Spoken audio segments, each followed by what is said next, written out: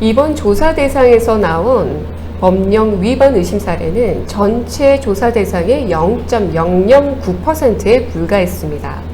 실거래 조작을 집값 상승의 주된 원인으로 꼽는 정부의 주장이 무색해졌죠.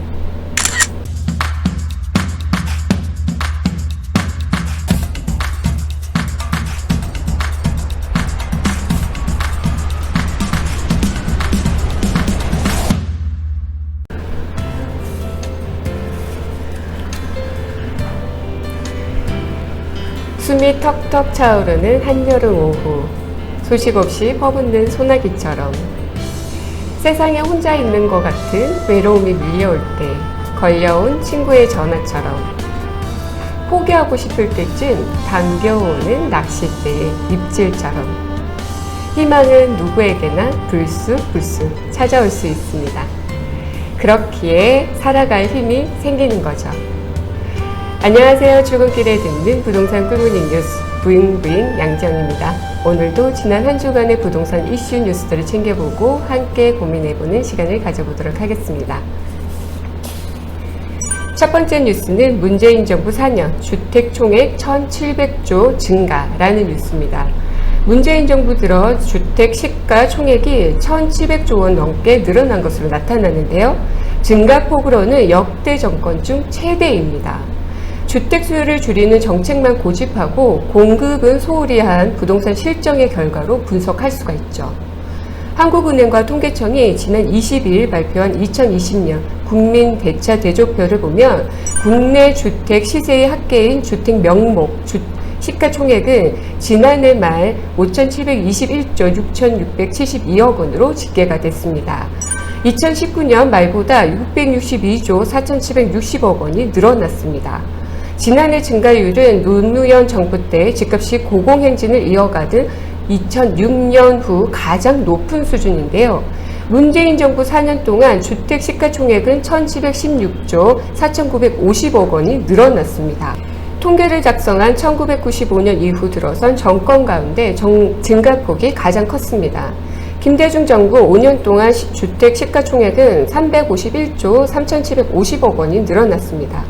노무현 정부는 1,205조 6,250억 원, 이명박 정부는 748조 48억 원, 박근혜 정부는 737조 30억 원으로 집계가 됐습니다.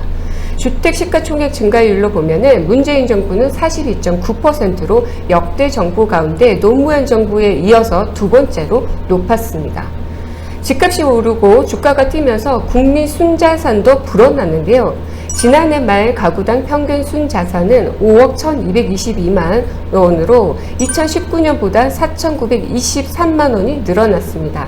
처음으로 5억 원을 넘어선 거죠. 가계의 순자산은 1경 423조 원으로 전년보다도 1,110조 원이 증가를 했고요. 지난해 말 국민 순자산은 1경 7,722조 2천억 원으로 전년 말 비해서 1,093조 9천억 원이 늘어났습니다. 두 번째 뉴스는 대출 규제 풀자 9억 원 이하 아파트 사자. 수도권 아파트 또 최고 상승이라는 뉴스입니다. 수도권 아파트 값이 9년 만에 최고폭으로 올랐는데요. 이달부터 무주택 실수요자들에 대한 대출 한도가 확대가 되자 9억 원 이하 아파트가 많은 서울 외곽 지역과 경기, 인천 지역 위주로 매수세가 유입되면서 상승세가 강해진 것으로 분석이 됩니다. 정부의 대출 규제 완화에 대한 비판이 높아지자 실수요자를 위한다며 정책을 수정한 것이 되레 매수세를 자극한 형국인데요. 지난 22일 한국부동산원이 발표한 7월 셋째 주 주간 아파트 가격 동향에 따르면 수도권 아파트 매매 가격은 0.36% 올라서 부동산원이 통계를 작성하기 시작한 2012년 5월 이후부터 9년 2개월 만에 최고 상승률을 기록했습니다. 경기도 안성시는 금광면, 아양동, 아양시 평천동과 관양도, 인천 연수구와 부평구 위주로 올랐습니다. 실제 서울 외곽 지역과 경기 인천 지역의 9억 원 이하 아파트 값이 신고가를 경신한 것으로 나타났는데요. 서울 노원구 중계주공 10단지 전용 58제곱미터는 지난 5월 말 7억 9,700만 원의 신고가가 거래가 됐는데요. 지난 7월 9일에는 또 약 5천만 원이 오른 8억 4,500만 원에 거래돼서 기록을 경신했습니다. GTX 신도선 개통 기대감에 3040대의 영끌족이 아파트 매수세에 가세해 집값이 껑충 뛴 거죠. 5월 초 8억 4,700만 원에 거래됐던 경기도 안양시 동안구 푸른마을 인덕원 대우 전용 84제곱미터는 이달 초 약 5천만 원이 오른 8억 9,500만 원에 손바뀜이 됐습니다. 인천 연수구도 마찬가지인데요. 지난 4월 말 7억 5,100만 원에 거래됐던 인천 연수구 송도 에드포레 푸르지오 전용 72제곱미터는 이달 들어 약 5천만 원이 오른 8억 원에 팔렸습니다. 서울 외곽과 경기도 중저가 단지가 대상이 됩니다. 하반기에도 저렴하고 접근 가능한 수도권 중저가 아파트가 시장을 견인하는 현상은 계속될 것으로 예상이 됩니다. 세 번째 뉴스입니다. 주택거래 71만 건 조사, 실거래가 띄우기 고작 12건 찾았다라는 뉴스인데요. 고가의 부동산 거래가 있었던 것처럼 허위로 신고를 해서 시세를 높인 뒤 거래를 취소하는 실거래가 띄우기가 정부 조사에서 처음 적발이 됐습니다. 하지만 71만 여건을 전수조사해 나온 사례는 12건에 불과했는데요. 국토교통부 부동산거래분석기획단은 작년 2월부터 12월까지 이루어진 전국 주택거래 71만 여건을 전수조사해 거래 신고 이후 잔금 지급 기간이 지나도록 소유권 이전 등기를 하지 않은 거래 2,420건을 적발했다고 22일에 발표를 했습니다. 국토부는 규제지역 아파트 거래 중 특정인이 여러 차례 신고가로 계약을 한 뒤 취소한 거래 821건을 포착을 했습니다. 거래 당사자 간 관계, 계약사 존재 여부, 계약금 수수료 여부 등을 확인을 해서 69건의 법령 위반 의심 사례를 확인을 했는데요. 이 중 자정거래, 허위 신고로 의심되는 사례는 12건이었습니다. 국토부는 지난 4월 80억 원에 팔린 서울 강남구 압구정동 현대 7차 아파트에 대해서도 조사를 벌였지만 자정거래 등으로 의심할 만한 의심점을 발견하지 못했습니다. 이번 조사 대상에서 나온 법령 위반 의심 사례는 전체 조사 대상의 0.009%에 불과했습니다. 실거래 조작을 집값 상승의 주된 원인으로 꼽는 정부의 주장이 무색해졌죠. 네 번째 뉴스입니다. 재건축 실거주 폐지, 열흘 만에 전세 매물 2배 늘었다라는 뉴스입니다.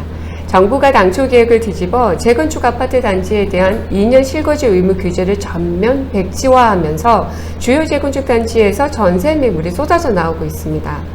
21일 부동산 빅데이터 업체 아실에 따르면 최근 대치동의 음마아파트, 성산동, 성산시형, 상계동, 상계주공 6단지 등 서울의 주요 재건축 단지의 전세 매물이 증가하고 있습니다. 강남구 대치동 음마아파트는 전세 매물이 21일 기준 182개로 지난 10일 75건에 비해 2배가 넘게 증가했습니다. 지난해 6.17 대책에 재건축 조합원에게 2년 이상 실거주 의무를 부여하는 내용이 포함되자 350건에 달하던 음마아파트의 전세 매물은 급격하게 쪼그라들기 시작을 했는데요. 집주인이 실거주 의무를 채우기 위해서 세입자를 내보내면서 전세 매물이 줄어든 것입니다. 지난해 9월 말에는 4,400가구 규모 단지에서 전세 매물이 0건으로 아예 자취를 감추기도 했는데요. 하지만 지난 12일 국회 국토교통위원회가 2년 실거주 의무화 방안을 개정한 내용에서 빼기로 하면서 시장 상황이 달라졌습니다.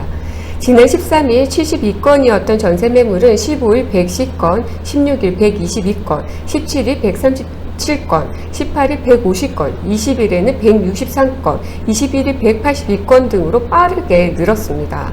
월세 매물 역시 13일 87건에서 이날에는 119건으로 40%가량 늘어났습니다. 공급이 늘자 호가를 내리는 집주인들도 연이어 나타나고 있는데요. 규제 방안이 국회에 철회됐다는 소식이 전해지자 직접 들어가기 위해 미리 세입자를 내보낸 집주인들이 다시 전세를 놓기 위해 나선 것으로 분석할 수가 있죠. 공급 앞엔 장사가 없습니다. 하지만 입주 물량 부족, 청약 대기 수요, 재건축 이주 수요 등 전세값 안정화를 위해서는 갈 길이 멀어 보입니다. 마지막 뉴스입니다.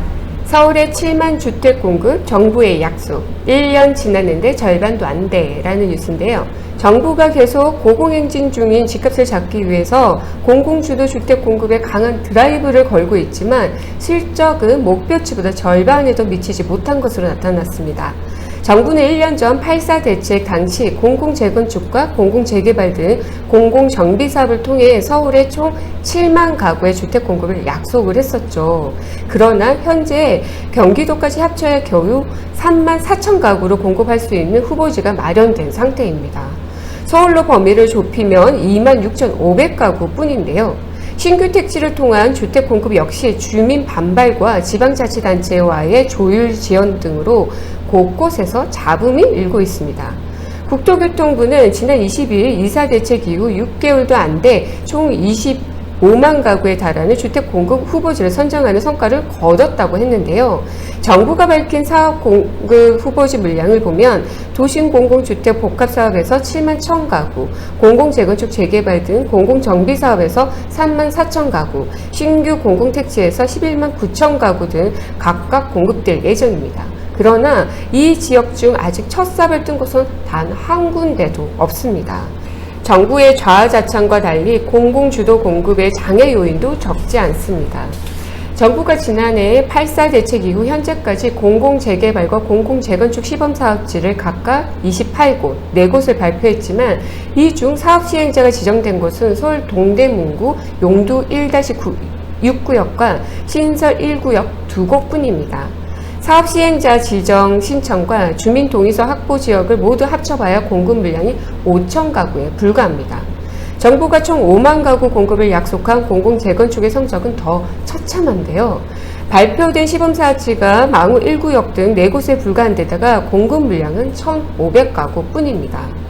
신규 택지 개발을 통한 주택 공급 역시 사정은 비슷합니다. 최근 서울시의 용산개발 마스터 플랜 국제 공모 일정이 연기되면서 상당 기간 지연이 불가피해졌죠. 지난 6월에는 4,300가구 공급 예정이었던 정부 과천 청사 개발이 주민 반발로 자초됐습니다. 그나마 이사 대책의 핵심인 도심 공공주택 복합사업은 정부와 서울 기초지자체 협업이 힘입어 증산 4구역 등 시범사업지 8곳에서 지구 지정 요건을 달성하는 듯 속도를 내고 있습니다.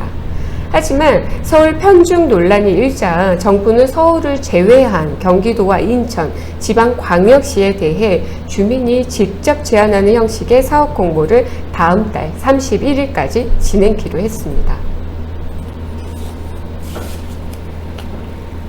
실거래가 조작을 집값 상승의 주된 원인으로 꼽는다. 격화 소양. 신발을 신고 가령 발을 긁는다는 뜻이죠. 집값 상승의 주된 원인을 제대로 파악하지 못한 채 엉뚱한 곳에서 찾고 있으니 여전히 집값 상승 신고가 랠리가 이어지고 있는 거죠. 오늘도 당신의 집을 응원합니다. 부잉부잉 양정이었습니다. 좋아요, 구독, 알림 설정도 잊지 마세요.